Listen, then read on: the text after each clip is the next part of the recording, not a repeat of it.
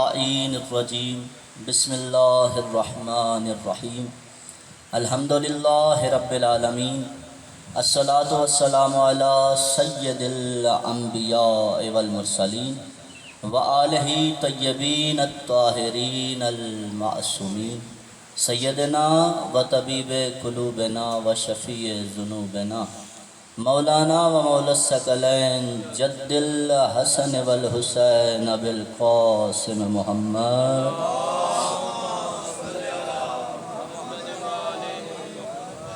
اما بعد فقد قال اللہ تبارک و تعالی فی محکم کتابہ الحکیم و فرقانہ المجید وہو اصدق الصادقین بسم اللہ الرحمن الرحیم وَاعْتَصِمُوا بِحَبْلِ اللَّهِ جَمِيعًا وَلَا تَفَرَّقُوا صلوات عزیزان گرامی قدر، سب سے پہلے دعا ہے مالک اللہ شیراز بھائی کا، برادران کا، ان کے والد صاحب کا، اس فرش ولا فرش عزا کو بچھایا گیا، اپنی بارگاہ الہی میں قبول و منظور فرمائے۔ مالک اللہ برادران کے رزق و روزی میں اضافہ فرمائے۔ مالک اللہ رحمان اللہ رحیم اللہ کریم اللہ، برادران اولاد کے متمنی ہیں، اولاد نرینہ حبدار اہل بیت عطا فرما، برادران کے رزق و روزی میں اضافہ فرما، جائز حاجات کو قبول و منظور فرما، اور بالخصوص بالاخص جس مرحومہ مغفورہ مومنہ شیراز بھائی کی والدہ کا یہ اصال ثواب کا اہتمام ہے، دعا ہے مالک اللہ مرحومہ مغفورہ کے درجات بلند فرما، ان کی قبر پر رحمتوں برکتوں کا نزول فرما، قبر کی منزلیں آسان فرما، قبر میں شفاعت جناب سیدہ سلام اللہ علیہ عطا فرما، وارث زمانہ کا جلد جلد ظہور عطا فرما، بآواز بلند تر صلوات۔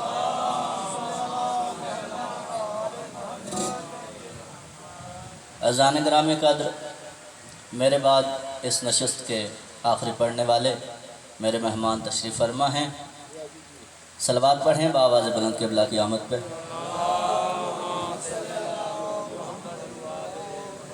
برائے خوشنودی چہاردہ معصومین بآواز بلند تر صلوات۔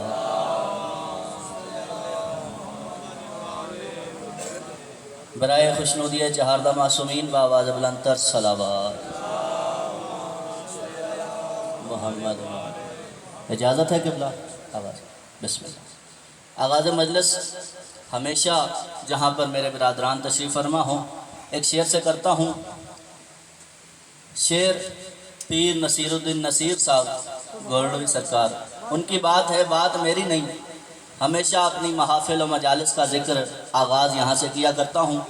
بات اس دور کے بڑے آدمی کی ہے، وہ کہتے ہیں بات میری ہو تو اگر پورا مجمع خاموش رہے کوئی مسئلہ نہیں، لیکن بات ان کی ہے، بات سمجھ آئے تو دعا ضرور کیجیے گا۔ وہ کہتے ہیں خدا جسے بھی اوجھے کمال دیتا ہے، مولا بارک ہے، مالک بارک ہے، یہ جتنے بول پڑے مالک بارک ہے، خدا جسے بھی، بابا جی دعا کیجیے گا، خدا جسے بھی اوجھے کمال دیتا ہے اسے بطول کی چوکھٹ پہ ڈال دیتا ہے، مولا بارک، مالک بارک ہے، خدا جسے بھی اوجھے کمال دیتا ہے اسے بطول کی چوکھٹ پہ ڈال دیتا ہے۔ چوتھی سطر آپ کا عقیدہ میرے عقیدے سے ملے اور قبلہ کی بات سمجھ آئے تو پھر دعا ضرور کرنی ہے۔ خدا جسے بھی اوجھے کمال دیتا ہے اسے بطول کی چوکھٹ پہ ڈال دیتا ہے، کسی بشر کو پرکھ نہ ہو یا علی کہہ دو، یہ وہ عمل ہے جو شجرے کھنگال دیتا۔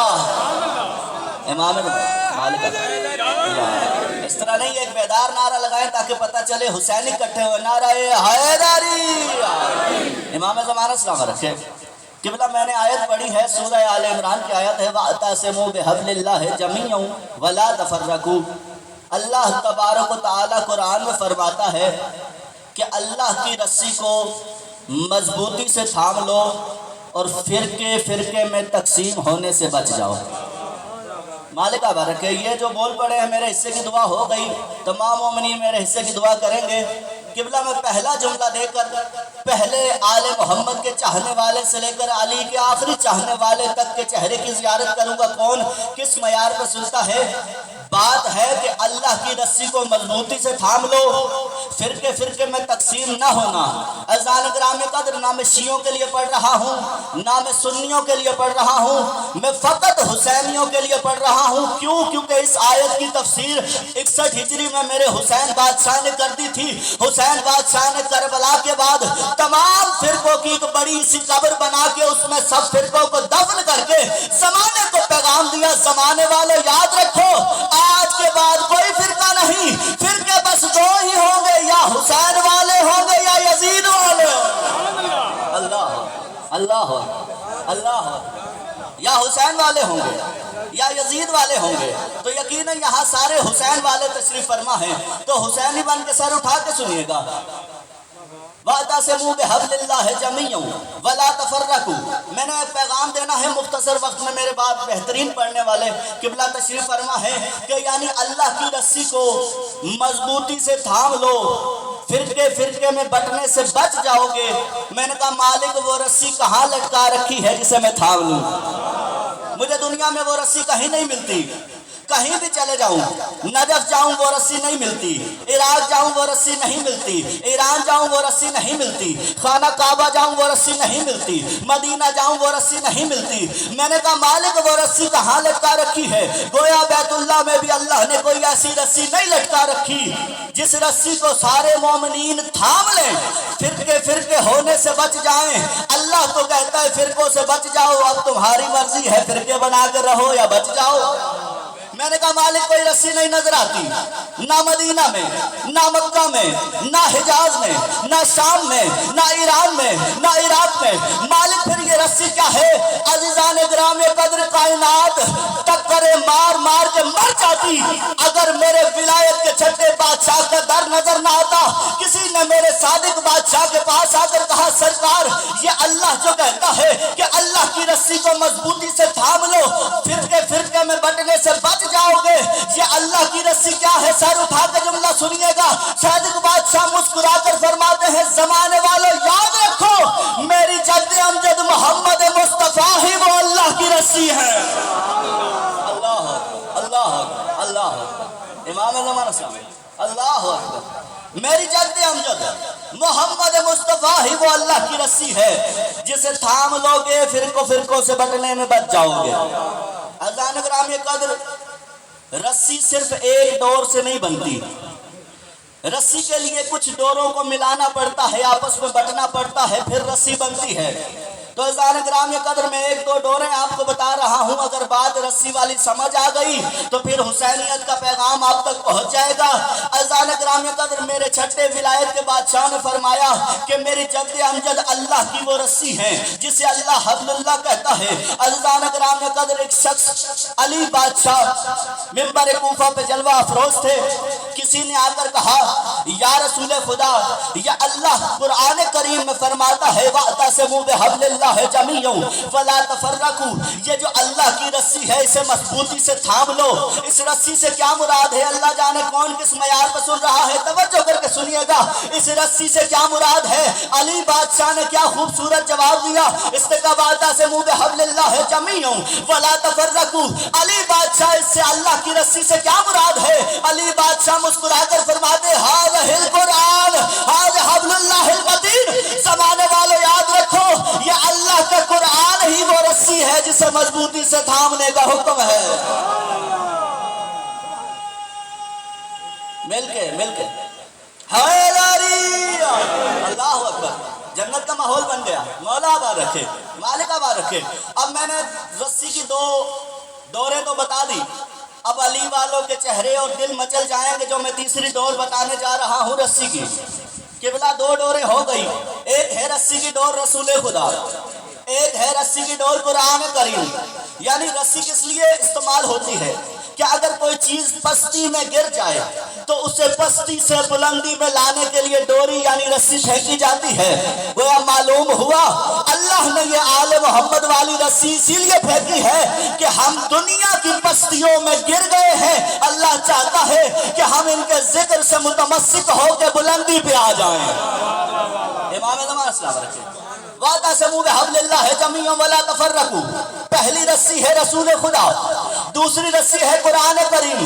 اب عزیزان گرام قدر میرے چھٹے بادشاہ نے فرمایا تھا کہ رسی ہے رسول خدا، رسول خدا نے فرمایا رسی ہے قرآن کریم۔ اب عزیزان گرام قدر صحابہ کا مجمع تھا، مسجد نبوی تھی، اسی طرح صحابیوں سے مسجد بھری ہوئی تھی۔ ایک صحابی کھڑا ہوا اور صحابی نے کہا یا رسول خدا، قرآن میں اللہ فرماتا ہے واعتصموا بحبل اللہ، اب جو بندہ خاموش رہا میں اس کے سر پہ آ جاؤں گا، میں محنت کر رہا ہوں پھر بھی بندہ خاموش رہے۔ واعتصموا بحبل اللہ جمیعا ولا تفرقوا، یعنی یہ اللہ کی رسی کون ہے جسے اللہ کہتا ہے تھام لو، فرقے فرقے ہونے سے بچ جاؤ گے۔ عزیزان گرام قدر صحابی کی طرف دیکھ کے رسول خدا کے چہرے پہ مسکان آئی۔ رسول خدا مسکرا کر فرماتے ہیں یا علی ذرا میرے نزدیک آؤ، یا علی ذرا میرے نزدیک آؤ۔ علی بادشاہ کو بلا کے قریب بلایا، کہا صحابی اب سوال کر۔ صحابی دوبارہ اٹھا اور وہ کہتے یا رسول خدا واعتصموا بحبل اللہ جمیعا ولا تفرقوا، اللہ جسے اپنی رسی کہتا ہے رسی کون ہے؟ رسول خدا نے ایک مرتبہ علی کی طرف دیکھ کر کہا ھذہ علی حبل اللہ المتین، زمانے والے یاد رکھو میرا بھائی علی ہی اللہ کی وہ رسی ہے جو فرقوں سے بچاتی ہے۔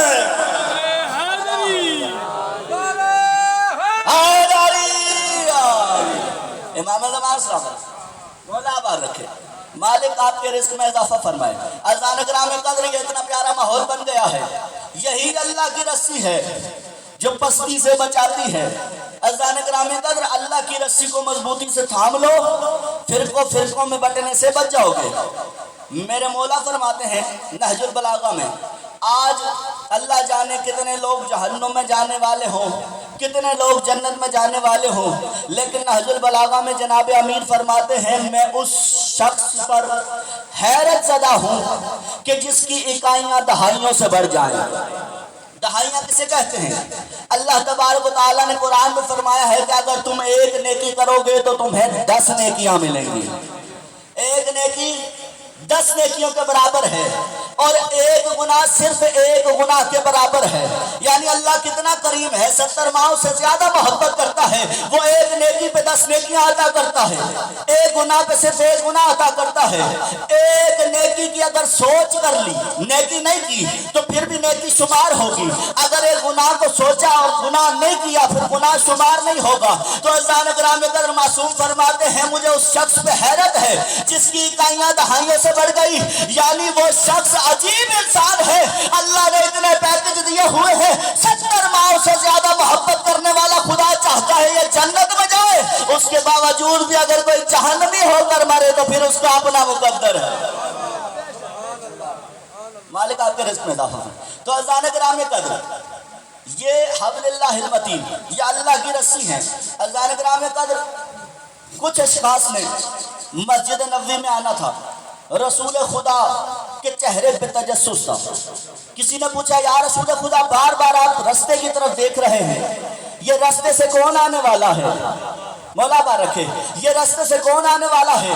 رسول خدا نے فرمایا کہ زمانے والوں ایک عظیم ہستی آنے والی ہے، ایک عظیم ہستی آنے والی ہے۔ کچھ افراد ہیں جو بڑے عظیم ہیں۔ عزیزان گرامی قدر وہ افراد جو ہیں وہ کتب میں ملتا ہے کہ 10 افراد تھے۔ جو شخص آئے اور جیسے ہی آئے تو رسول خدا کو سلام کیا، رسول خدا نے علیہ السلام جواب دیا۔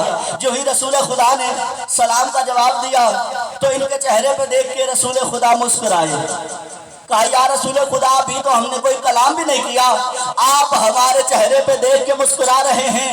رسول خدا مسکرا کر فرماتے ہیں تمہارے دل میں جو سوال ہے اس میں میرے بھائی کی ولایت پوشیدہ ہے۔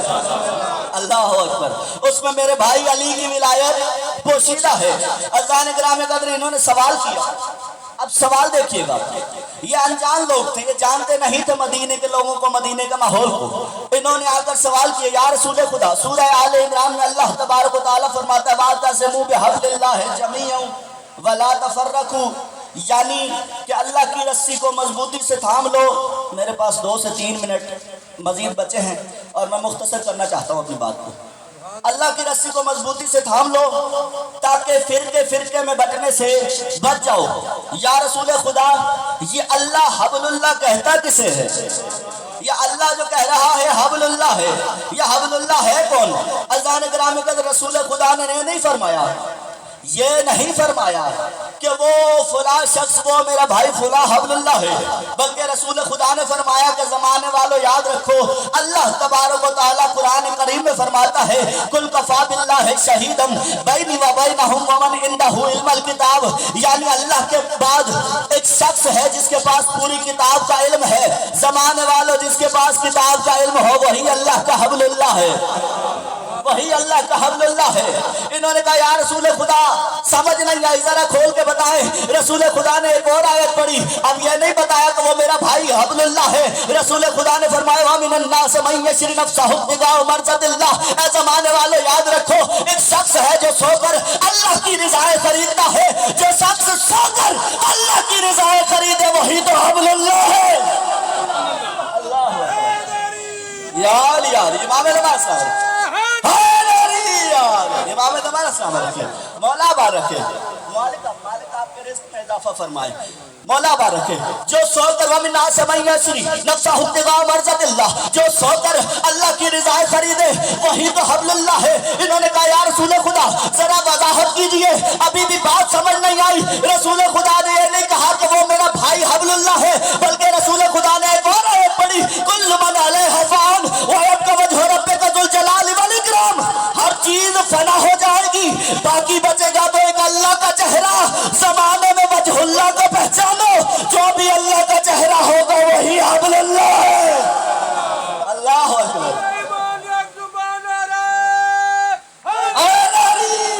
امام زمان صاحب رکھے، بس آخری جملے پڑھنا چاہتا ہوں۔ کل من علیہا فان ویبقی وجہ ربک ذو الجلال والاکرام، کائنات میں جو وجہ اللہ ہو وہی تو میری رسی ہے۔ انہوں نے کہا یا رسول خدا آپ بھی سمجھ نہیں آئی، ذرا بات کو کھول کے بیان کرے۔ رسول خدا نے فرمایا لا یملکون، آپ بھی نہیں کہا کہ وہ میرا بھائی علی ہی اللہ کی رسی ہے۔ رسول خدا نے فرمایا لا یملکون الشفاعۃ الا من اتخذ عند الرحمن عہدا، نہیں ہے کوئی مالک شفاعت مگر وہ ہے جو اللہ کی بارگاہ میں شفاعت کا اختیار رکھتا ہے، تو جو شفاعت کا اختیار رکھے وہی تو حبل اللہ۔ اللہ اکبر، اللہ اکبر، اللہ اکبر، جو اللہ کی بارگاہ میں شفاعت کا اختیار رکھے وہی تو حبل اللہ ہے۔ وَمِنَ النَّاسِ مَن يَشْرِي نَفْسَهُ ابْتِغَاءَ مَرْضَاتِ اللَّهِ كُلُّ مَنْ عَلَيْهَا فَانٍ وَيَبْقَى وَجْهُ رَبِّكَ ذُو الْجَلَالِ وَالْإِكْرَامِ لَا يَمْلِكُونَ الشَّفَاعَةَ إِلَّا مَنِ اتَّخَذَ عِندَ الرَّحْمَنِ عَهْدًا۔ انہوں نے کہا یا رسول خدا اب بھی بات سمجھ نہیں آئی، ذرا کھول کے بیان کرے یہ کون ہے جو اللہ کی رسی ہے۔ رسول خدا نے فرمایا یاد رکھو غدیر خم میں ایک مولا بنے گا، من کنت مولا ہو فہذا علی مولا۔ اللہ لیا امام زمان صاحب امام زمان صاحب رکھے، میں نتیجہ تک آنا چاہتا ہوں۔ اذان گرامی قدر ومن الناس من یشری نفسہ ابتغاء مرضات اللہ کل من علیہا فان ویبقی وجہ ربک ذو الجلال والاکرام لا یملکون الشفاعۃ الا من اتخذ عند الرحمن عہدا، یعنی یہ سب آیات پڑھی۔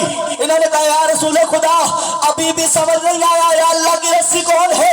رسول خدا نے فرمایا ایک مرتبہ ساری کی ساری اللہ کی رحمت علی بادشاہ کی طرف مڑی، جو ہی اللہ کی رحمت علی بادشاہ کی طرف مڑی، علی بادشاہ کی طرف دیکھ کے رسول خدا نے مسکرا کر فرمایا ھذا